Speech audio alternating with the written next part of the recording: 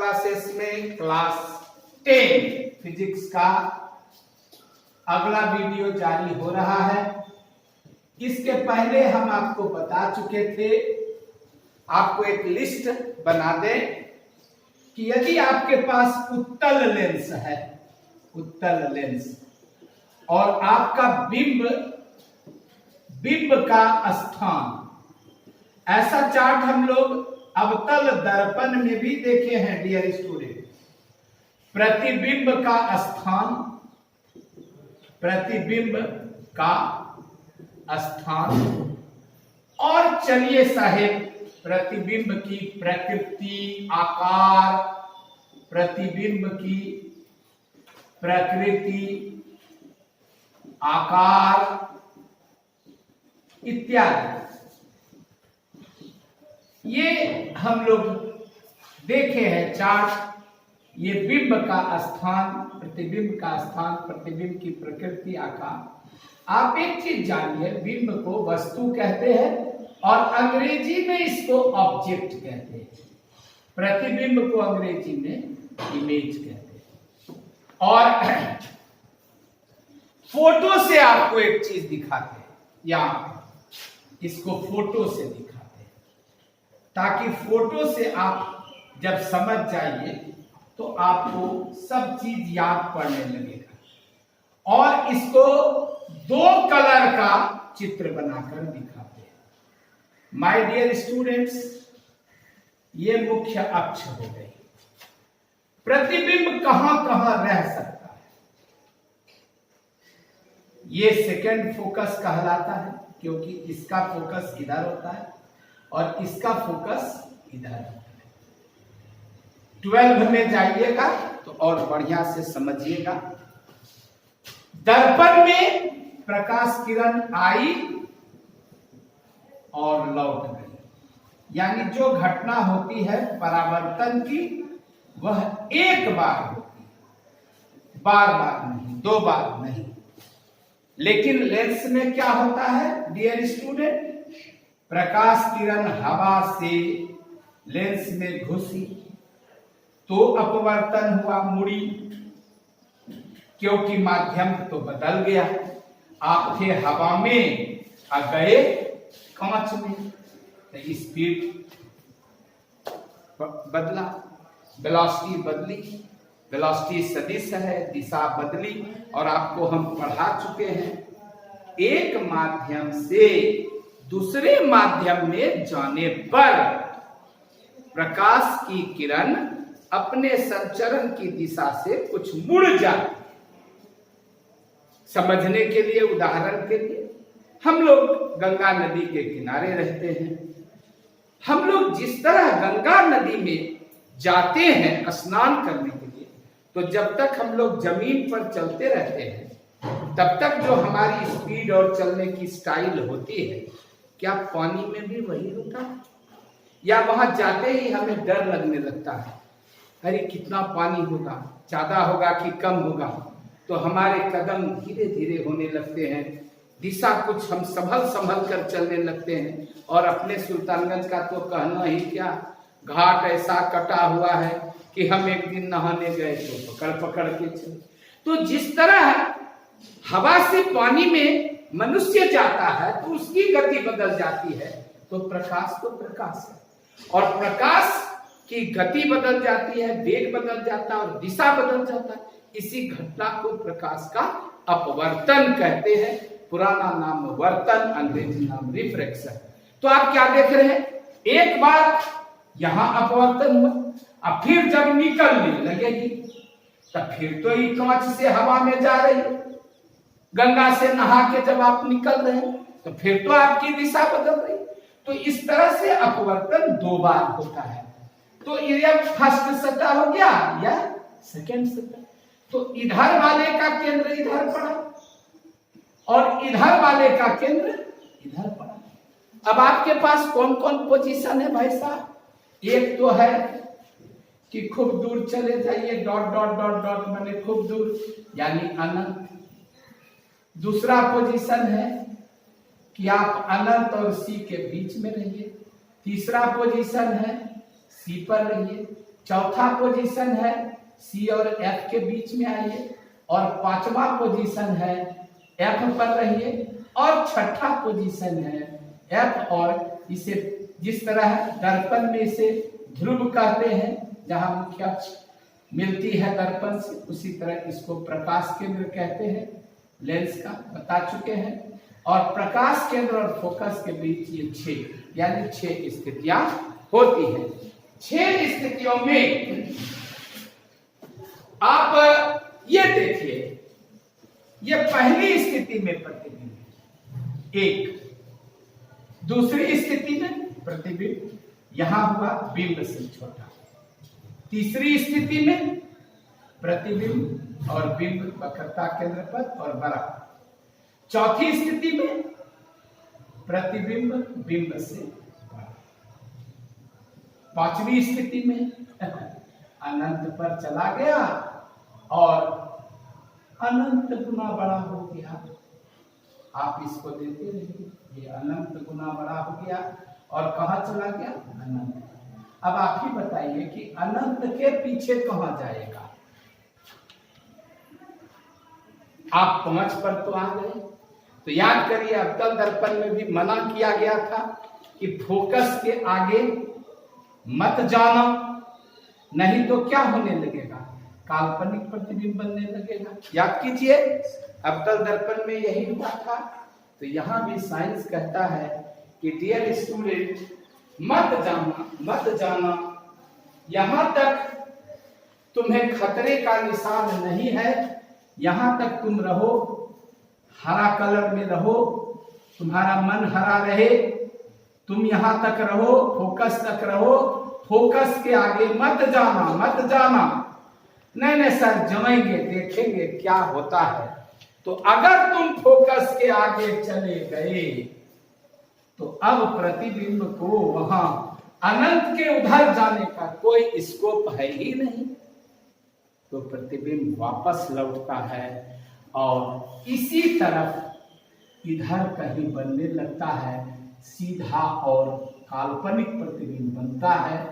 यह विशेष स्थिति है, छठी स्थिति। तो जो लोग इस चित्र को समझ गए वो ये लिस्ट को क्या करेंगे?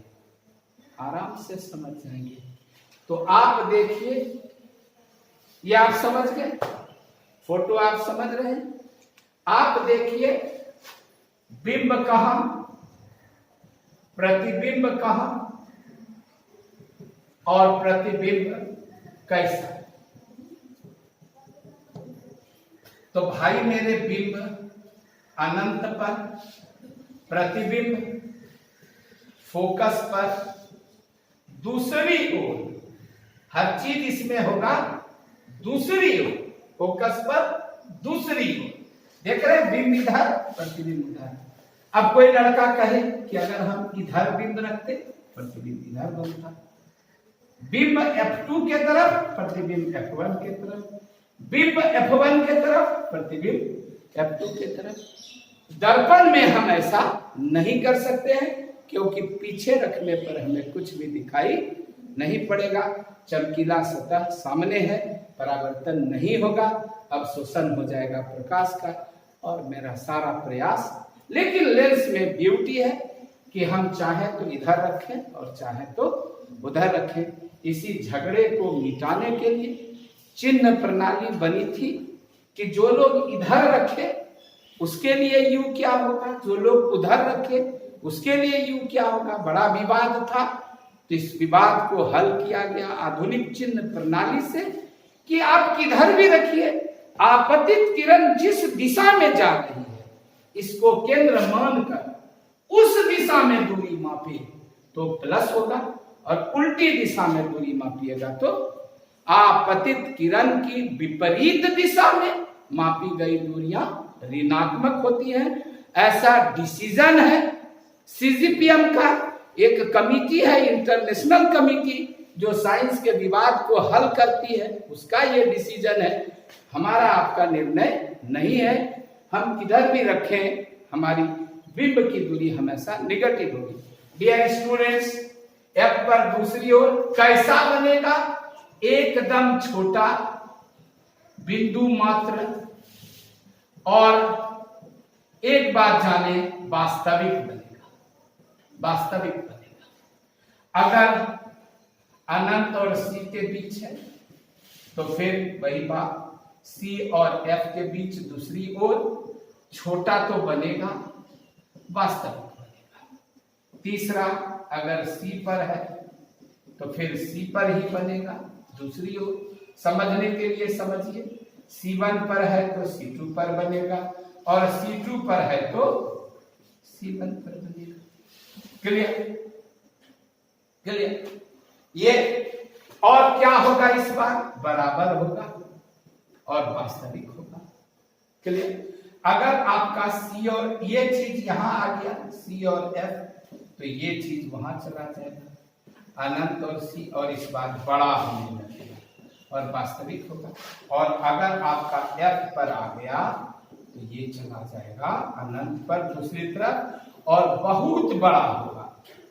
बहुत बड़ा बोले तो अनंत गुना बड़ा, और वास्तविक होगा, और खतरे की घंटी बज जाएगी। हरा निशान यहाँ रुक जाएगा और शुरू हो जाएगी खतरे की घंटी, शुरू हो जाएगा लाल निशान और कहेगा आगे मत बढ़ो इंसान। और अगर आप नहीं मानिएगा तो अगर आप F और O के बीच रहते हैं तो आपका प्रतिबिंब उसी ओर बनेगा, उसी ओर बनेगा जिधर बिंब है, जिधर बिंब है। बिंब के पीछे होगा और सीधा होगा और बड़ा होगा। साइंस में बड़ा को कहते हैं आवर्धित। आवर्धित अंग्रेजी में बोलते हैं मैग्नीफाइड। मैग्नीफाइड यानी प्रतिबिंब कैसा होगा? मैग्नीफाइड होगा। ये हो गया आपका रफ क्लासेस। सब बात समझ गए? अब हम 1 सेकंड में आते हैं, फिर दिखलाते हैं आपको इसका। माय डियर स्टूडेंट्स, यह था रिव्यू, यानी मैंने पिछले क्लासेस में क्या सब पढ़ाया। कुछ लोगों के पास मोबाइल की सुविधा नहीं है, वो लोग प्रायः क्वेश्चन करते हैं कि सर दोबारा कुछ करिए, तो किसी के यहाँ जाएंगे तो मांग के भी मोबाइल देख के कर लेंगे काम। तो खैर जो भी हो, आप अब आज नया चीज पढ़िए। यह परीक्षा में आता है। इस क्वेश्चन को शॉर्ट क्वेश्चन के रूप में आप देखिए। प्रतिबिंब निर्माण का स्वच्छ नामांकित किरण आरेख खींचे। किरण आरेख खींचे बिंब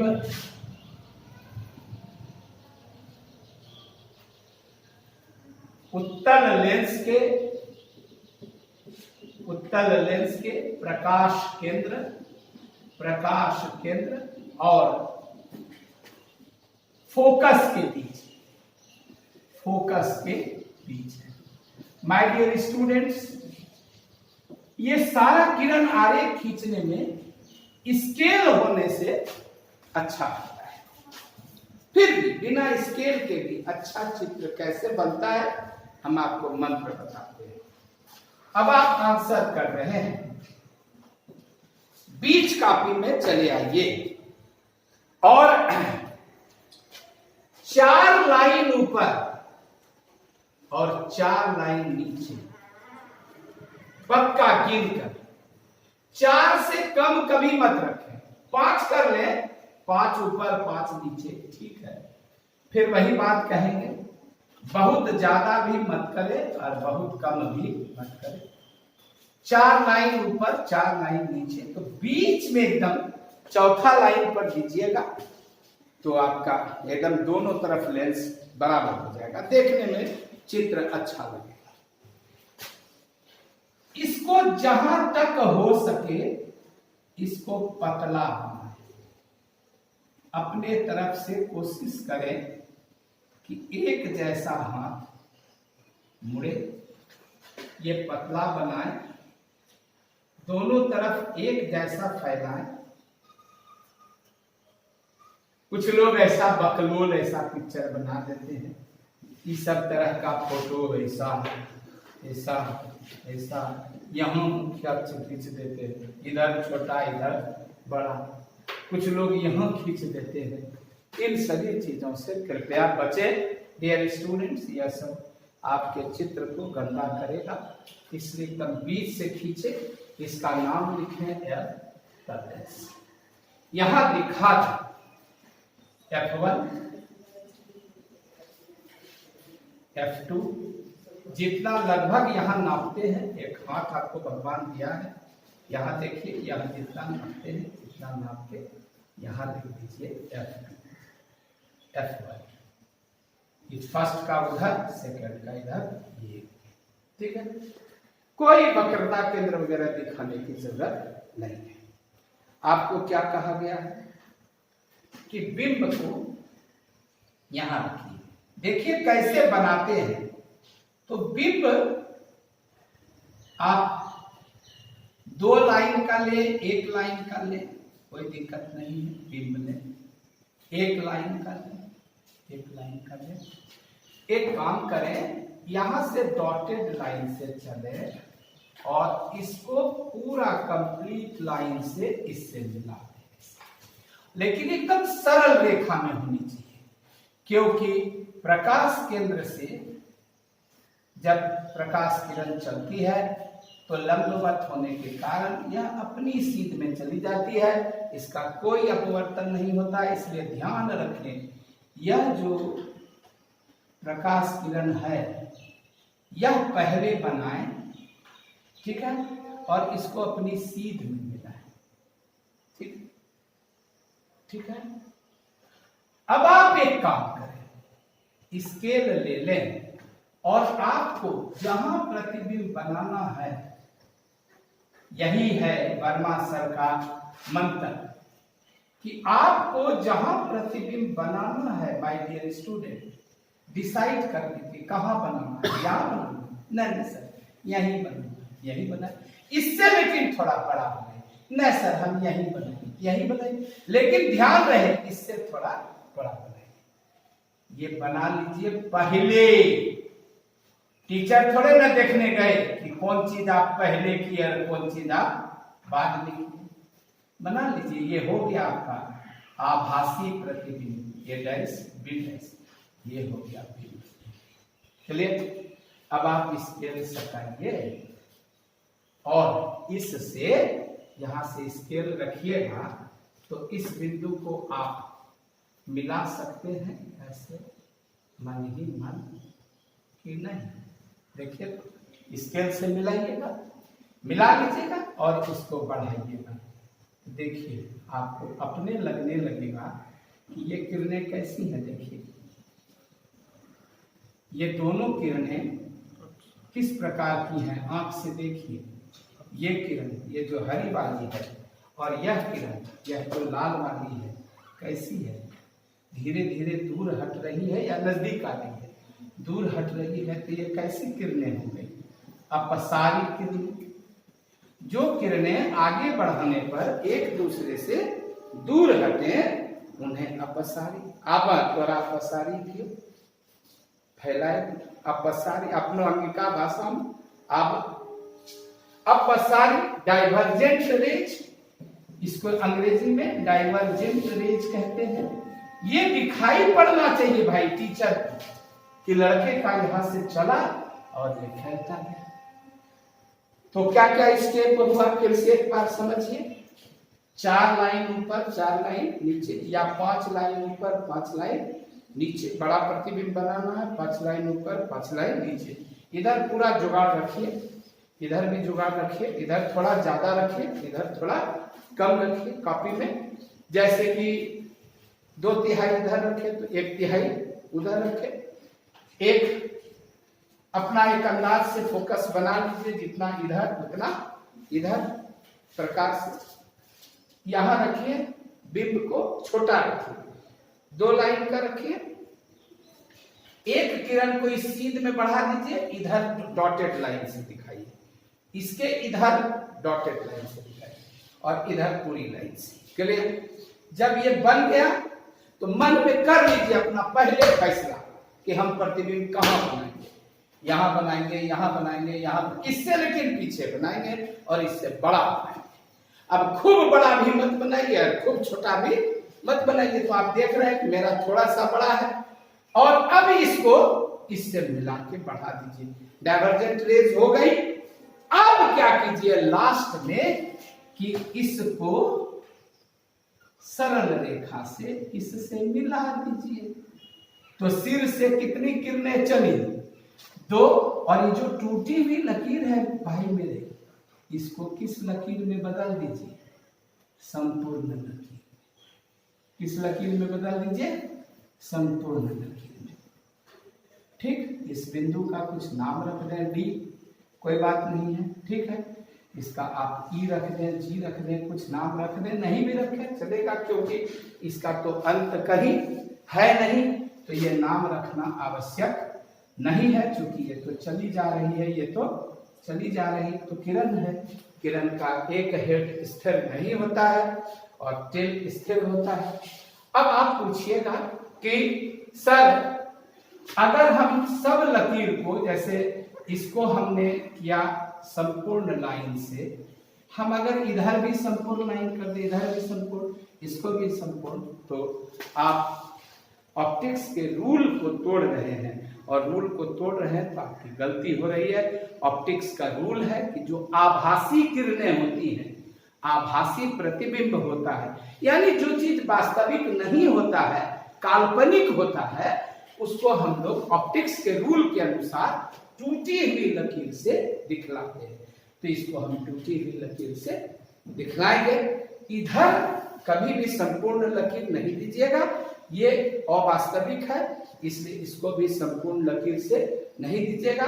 और हमारे रूल को फॉलो करते हुए चित्र बनाइएगा, तो 2 में 2 अंक आएगा। क्योंकि आपको कहा गया है कि नामांकित, तो आप यहां पर अब आप नामांकन करें। क्या नामांकन करें? L बराबर उत्तल लेंस, O बराबर प्रकाश केंद्र, F1, F2 बराबर फोकस, AB बराबर बिंब और A डैश B डैश बराबर प्रतिबिंब। थोड़ा सा वर्णन भी कर दें। आभासी, सीधा और बिंब से बड़ा। क्लियर? इतना काम करके आएंगे। आभासी, सीधा और बिंब से बड़ा।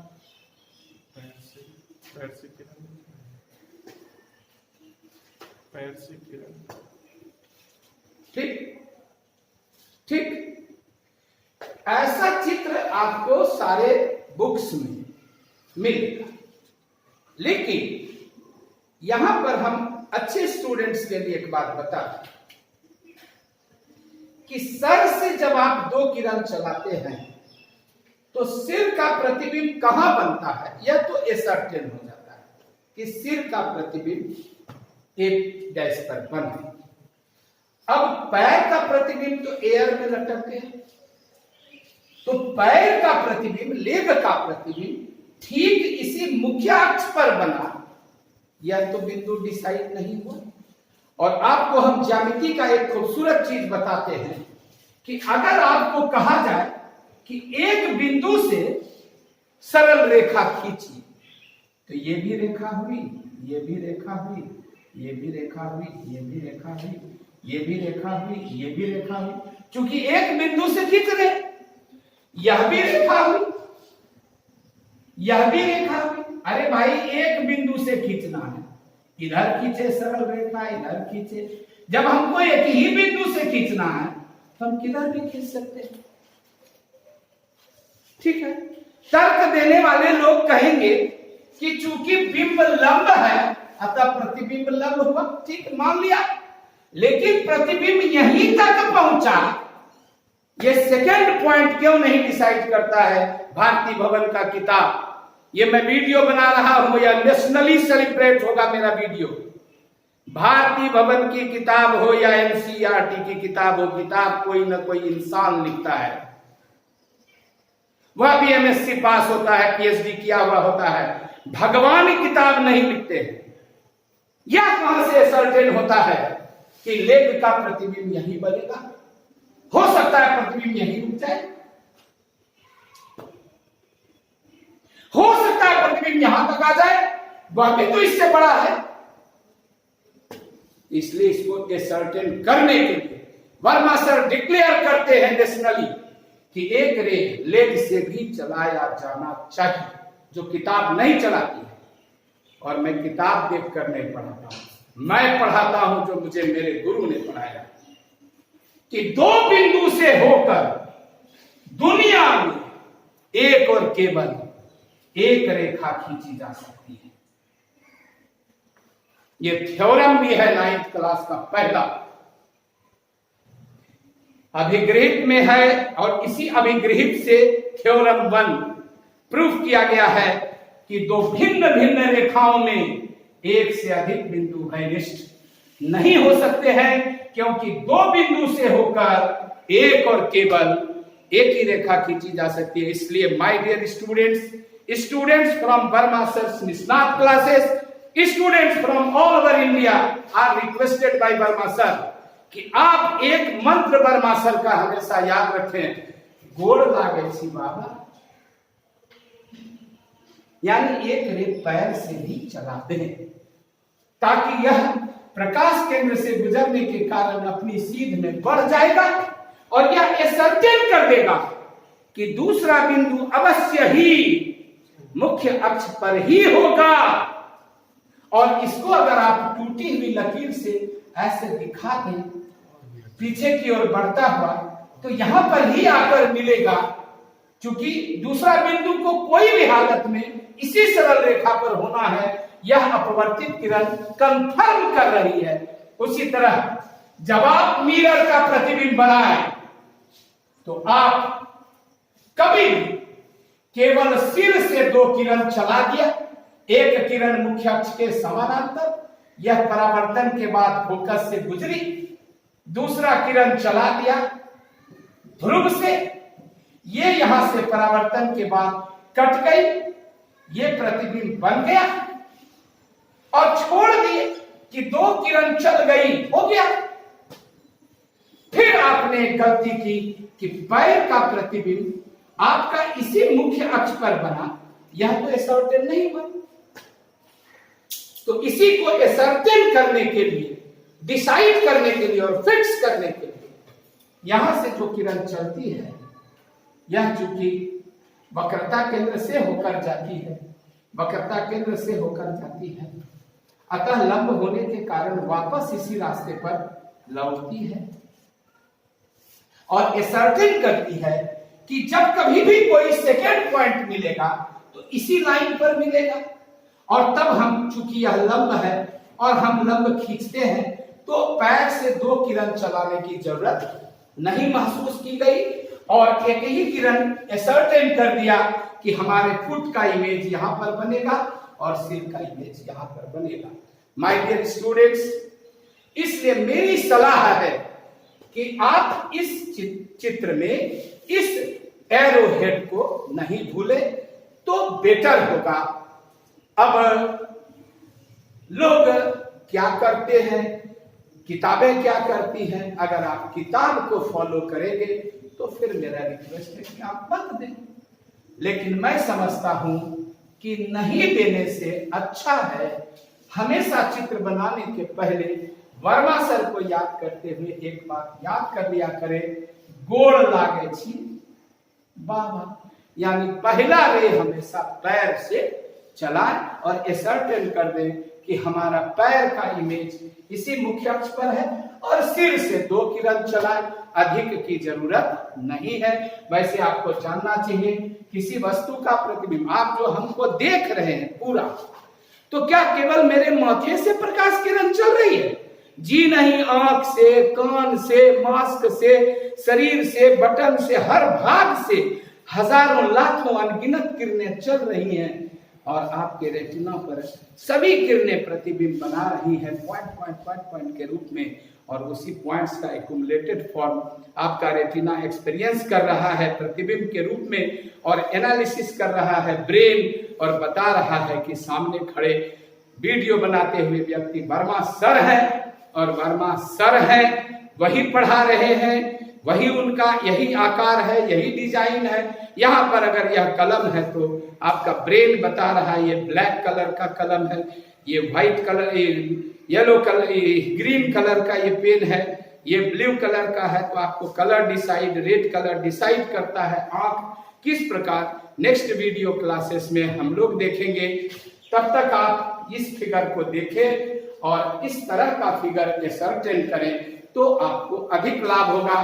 बोर्ड में स्थान जब आपका आने लगेगा तो कॉपी सहने वाले टीचर अगर अच्छे शिक्षक के पास, हेड एग्जामिनर के पास कॉपी जाएगा तो वो इन छोटी छोटी गलतियों को देखेंगे और तब वो उस समय आपकी जो उपलब्धि है वह कम हो जाएगी। इसलिए पैर से किरण चलाना न भूलेंगे, पैर से भी अवश्य ही किरण चलाएंगे।